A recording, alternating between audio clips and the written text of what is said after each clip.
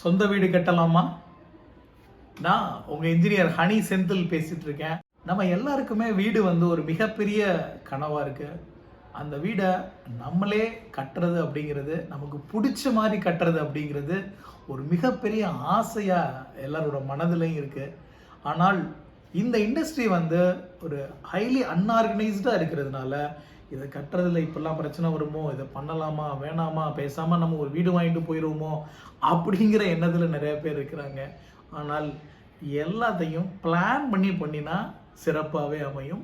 So இந்த ப்ராசஸில் நாம் என்னென்ன விஷயங்கள் கவனிக்கணும், எதெல்லாம் நம்ம சரியாக கவனித்தோம் அப்படின்னா சக்ஸஸ்ஃபுல்லாக நம்மளோட வீடை நம்ம கட்ட முடியும் அப்படிங்கிறத ஒரு கிராஷ் கோர்ஸ் மாதிரி ஒரு 11 வீடியோஸ் கிரியேட் பண்ணியிருக்கேன்.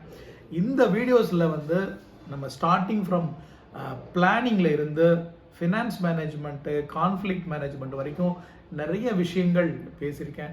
இந்த என்னோட 20+ இயர்ஸ் ஆஃப் எக்ஸ்பீரியன்ஸில் அக்ராஸ் தமிழ்நாடு நம்ம ஒர்க் பண்ணுற ப்ராஜெக்ட்ஸில் கிடைச்ச அனுபவம் ப்ளஸ் இன்சைட்ஸ், பெரிய மாஸ்டர்ஸ்ட்டை கற்றுக்கிட்ட விஷயங்கள், இது எல்லாமும் இதோட எசன்ஸாக இந்த வீடியோஸில் நம்ம ஷேர் பண்ணியிருக்கோம்.